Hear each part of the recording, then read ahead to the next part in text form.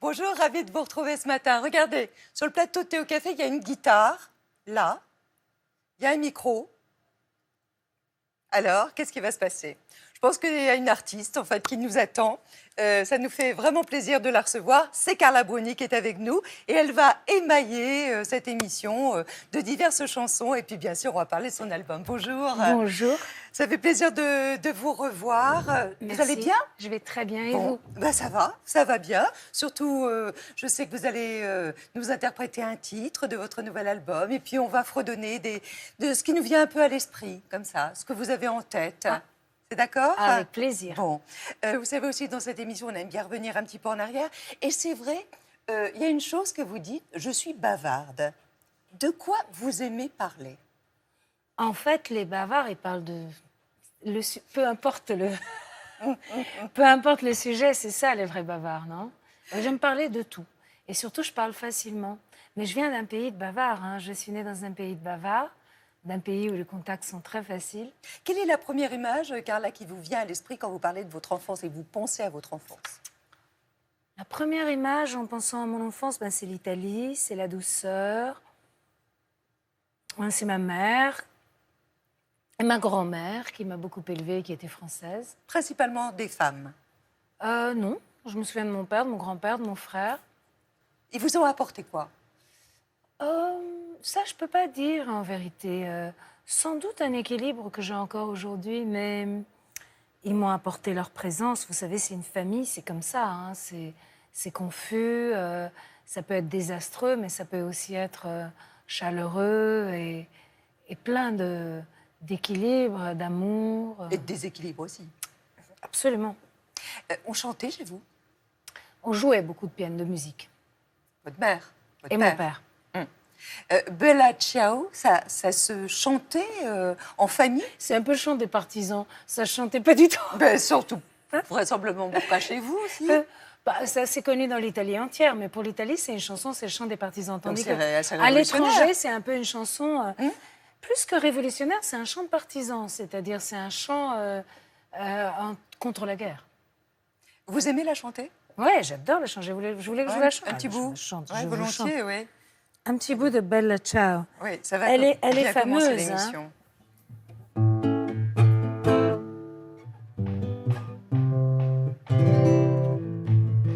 Una mattina mi sono svegliato, oh bella ciao, bella ciao, bella ciao, ciao, ciao. Una mattina mi sono svegliato ed ho visto il deserto.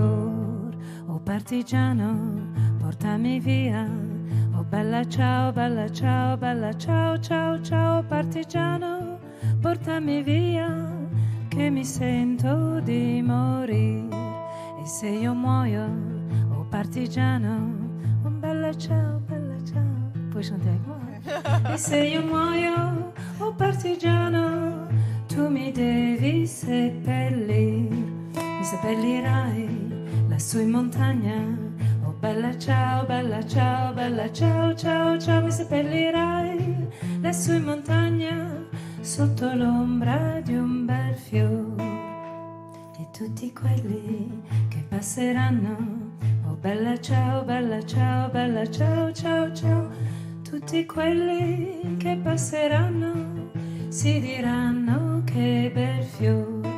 E questo è il fiore del partigiano, oh bella ciao, bella ciao, bella ciao, ciao, ciao. Fiore del partigiano, morto per la libertà. La libertà. Donc la liberté, c'est vraiment essentiel pour vous. Vous êtes une femme libre? Pour moi, la liberté, c'est pas tellement essentiel. Je trouve que c'est un truc qui est essentiel du point de vue collectif. Du point de vue personnel, nous sommes tous libres, si on y pense vraiment, de nos jours. Quand on ne vit pas dans une dictature, quand on ne met pas une femme soumise à la violence, à des traditions ancestrales ou plutôt moyenâgeuses. Nous sommes tous libres ici en Occident. En 72, en fait, vos parents quittent l'Italie et fuient les Brigades Rouges. Vous arrivez en France, vous avez 5 ans. Est-ce que vous le considérez en fait comme un traumatisme ou est-ce que ça a été une chance pour vous? Pour moi, ce n'est pas du tout un traumatisme. C'est vrai que j'ai été élevée par ma grand-mère qui était française, Donc le français est une langue qui en fait est rentrée, je crois, dans mon cœur dès la naissance. Et j'étais très petite, j'étais la plus jeune de mes frères et sœurs. Peut-être que pour eux, c'était davantage un traumatisme. Pour moi, non, c'était Vous comme n'avez pas été consciente. Oui, j'ai été consciente, mais j'étais assez enthousiaste d'aller vivre à Paris. Changer de pays. Vos parents, dites-vous, étaient souvent absents. Vous en avez souffert, vous? Sans doute que ça m'a manqué un peu. Vous étiez seule? Non, on était une famille, en fait.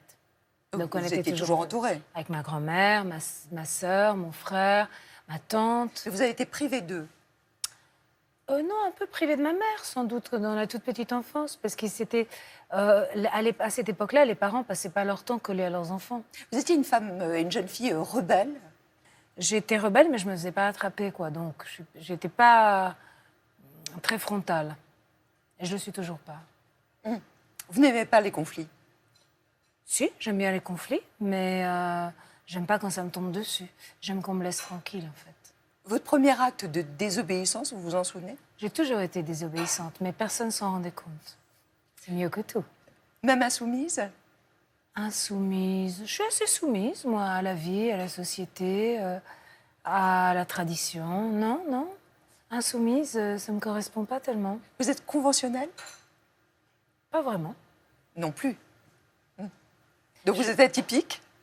Ça, je sais pas. C'est difficile de se décrire, non? Oui, c'est sûr. C'est très difficile. ça. Est-ce que l'analyse, puisque vous avez été en analyse, je ne sais pas si vous l'êtes encore, est-ce que ça vous a beaucoup appris sur vous-même? Ça m'a surtout beaucoup dénouée et ça m'a beaucoup ramené à moi-même. C'est-à-dire l'analyse m'a donné la possibilité de m'en prendre à moi-même. Apprendre sur moi-même, c'est plutôt ennuyeux, mais enfin, on a vite fait le tour de soi-même. Mais le confort de l'analyse, le bien-être en quelque sorte que peut, à mon avis, apporter la psychanalyse, pour peu que l'on en ait besoin, hein, c'est pas le cas de tout le monde, c'est de dénouer quelque chose où, si vous voulez, on s'en prend aux autres. Et ça, c'est pas très intéressant parce qu'on peut rien faire avec les autres. Pourquoi vous en aviez besoin? Je sais pas. J'avais sans doute de la névrose. Et puis j'aime beaucoup l'impression, si vous voulez, de ne pas me gâcher la vie. La vie, elle peut être comme elle est, elle peut être facile ou difficile. Moi, personnellement, j'ai une vie très, très chanceuse jusqu'à présent. Mais il y a une chose qui me déplaît dans la vie, c'est quand on se la gâche soi-même. Et l'analyse, ça vous aide à éviter cela. Et ça, c'est très important. Parce qu'on sait que la vie peut être difficile. Alors, vu du dehors, peut-être que les téléspectateurs se disent « mais elle a une vie de cocagne », c'est vrai. Mais elle est difficile aussi, ma vie. Je veux dire, par exemple, la mort des autres. Je ne suis pas épargnée par tous les malheurs qui arrivent à l'humanité. Notamment celle de votre frère. C'était en 2006. Mon frère, de mon père, etc. Donc, et d'amis. Donc, je ne suis pas épargnée par les désastres. C'est pas cette chance. La chance ne vous épargne pas du malheur. Donc, les malheurs, c'est pour tout le monde. Eh bien, je trouve que la psychanalyse, elle vous permet de ne pas en créer du malheur. Ça ne vous permet pas de l'éviter. Ça vous permet peut-être pas de changer qui on est, mais ça vous permet de changer comment on fait avec la vie et comment on fait avec les autres. Et ça, c'est déjà pas mal, je trouve. Il y a un avant et un après la mort de votre frère? Sans doute, oui. Il y a un avant et un après la mort. Vous vivez à travers lui, pour lui, aujourd'hui? Non, pas du tout. Il n'aurait pas aimé ça. C'est vrai? Ouais. Le fait qu'il soit décédé du sida, c'était une double peine, parce que c'était difficile d'en parler à l'époque? C'était pas difficile parce que moi, je travaillais dans le monde de la mode. Et dans le monde de la mode, ça a été une absolue hécatombe. Donc, en fait, je trouvais, au contraire, beaucoup d'amis avec lesquels partager cette difficulté. Et pour parler de cela, mon frère est mort assez tôt par rapport à l'épidémie du sida, mais pas tout à fait dans les débuts. Un petit retour en arrière, vous êtes d'accord? D'accord. Vous aimez voir les images d'archives? Ah, j'adore. C'est vrai? Ouais. Bah, ça tombe bien. Allez, en voilà quelques-unes. Votre portrait par Alexandre Agarde.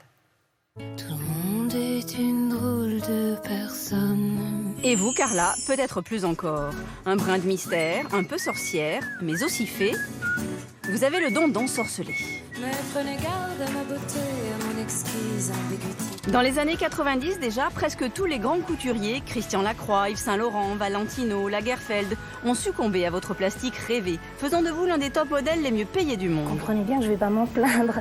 J'en profite beaucoup parce que c'est quelque chose qui, à mon avis, ne va pas durer. Votre carrière dure 10 ans. Surnommé le top pensant, on vous courtise et vous invite même chez Pivot, car l'ensorceleuse est une intello rieuse qui jamais ne se prend au sérieux. Et quand vous vous lancez dans la musique, c'est pareil, vous n'avez pas l'air d'y croire. Au début, quand j'ai commencé à chanter, je me demandais même si les gens n'allaient pas patouiller le volume de... Mais où est la voix? Et pourtant, dès votre premier album, vous ensorcelez le public de votre voix sensuelle. 2 millions d'albums vendus. Plus une victoire de la musique. Et 5 ans plus tard, Julien Clerc, Isabelle Boulay, Sylvie Vartan, Christophe Willem se disputent vos textes. Je vais vous donner un secret. Le son des percussions de Carla Bruni, c'est 50% de ça. Ajoutez des textes très personnels et le charme opère. Raymond et les canons, c'est de la bombe atomique. Ensorcelez aussi Raymond. 2 mois après votre rencontre, l'ex-président de la République Nicolas Sarkozy vous demande en mariage. Vous l'avez compris, c'est du sérieux.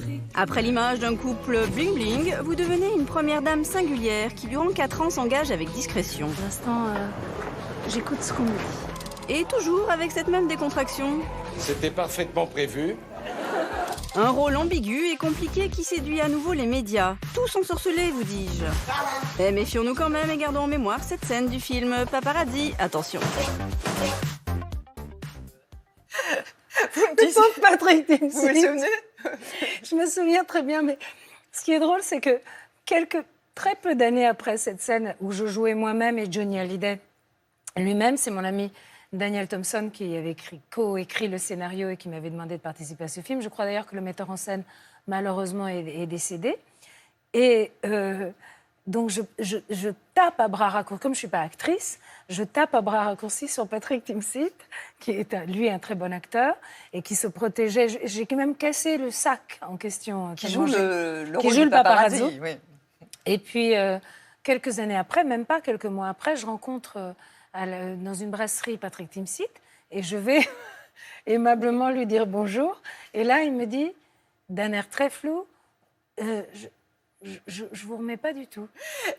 On voyait l'image lorsque vous recevez la victoire de la musique. Vous étiez dans un état... En fait, la victoire de la musique, je l'ai reçue je me souviens, il devait être minuit et demi, presque 1h du matin. C'était interprète féminine de l'année, c'était fantastique pour moi. Donc, vous voulez dire, j'avais l'air un peu saoule. Oui. Moi, j'attends que vous m'en parliez. J'avais bu quelques C'était bières. long. Une grande attente. Entre l'anxiété le et stress, l'attente, le bien stress. sûr. Donc, je me souviens plus du tout ce que j'ai dit Oui. au micro une fois que j'ai eu la victoire, mais je me souviens du bonheur et de la joie d'avoir eu ce prix par mes pairs. Être mannequin, c'était être admiré ou traité comme un porte-manteau? Un mélange des deux, mais pas vraiment traité comme un porte-manteau. Les couturiers, ils nous traitaient très bien, les photographes aussi, les coiffeurs, maquilleurs aussi. En fait, c'est un monde qui est assez affectueux avec les filles. Parce que Mais les filles de votre niveau. Peut-être que au début, avec des personnes moins professionnelles, on peut avoir des problèmes. Moi, j'en ai pas eu, mais peut-être qu'on peut sentir plus de mépris, moins de considération. Lorsque vous étiez vraiment en pleine apogée et en pleine gloire de mannequinat, on a retrouvé une archive, puisque vous les aimez, mais alors pas glamour du tout. Mais ça nous a fait beaucoup rire. Et comme je sais que vous avez beaucoup d'humour, je pense que ça va vraiment vous éclater. Regardez. Carla Bruni, en exclusivité, fait du boudin. Voilà, on va essayer d'arriver jusque-là. Alors ça, c'est du sang. C'est du sang gras. Non, non, pas du tout. Non, non, c'est de l'oignon. Ne dites pas ça. Ça va faire mieux. Regardez. C'est ça. Descendez de tranquille. Voilà. Allez-y encore. Doucement, doucement, doucement, doucement. C'est fragile. Parfait. Là, il y a de l'air. Faut pas qu'il y ait de l'air. Non, mais avec Jean-Pierre Coff, c'est insensé, cette scène. C'est insensé, hein.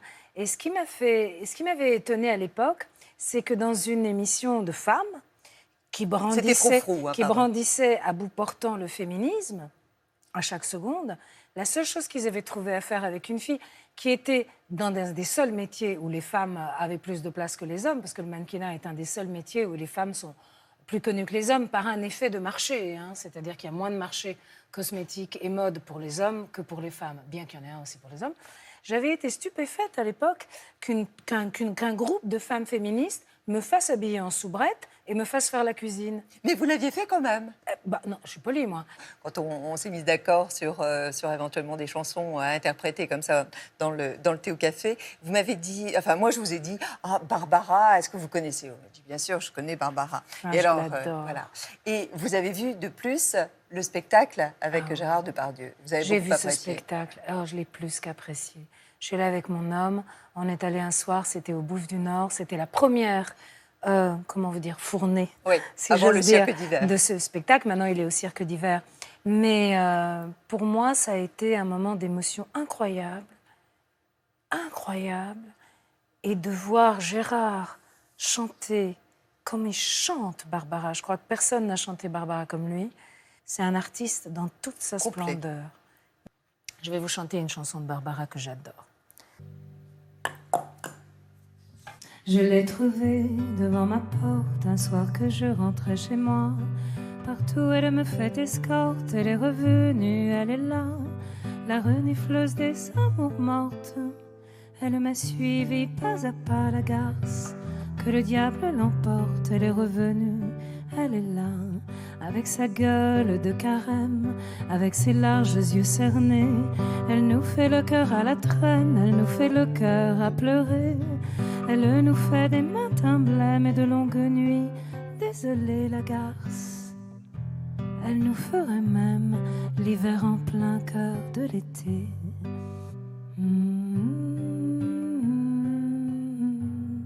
La solitude. Ce qui est incroyable, c'est qu'elle dit la solitude juste à la fin, juste à la fin. Et pendant toute la chanson, On se se demande de quoi elle si c'est parle. qui, une Bien amie, une amoureuse, une mère. La solitude, vous la connaissez? Vous qui êtes tant entourée. Oui, moi je suis très solitaire. Ouais. Vous en avez besoin? Ouais. Vous vous ressourcez davantage seul? Tout le monde, je crois, non? Peut-être pas. Non, Peut-être je crois pas. Oui. C'est surtout les choses que j'aime faire le plus. On peut presque les faire que seul, à part les choses de l'amitié ou de l'amour. Qu'est-ce que vous aimez faire le plus? Lire, écrire, dormir,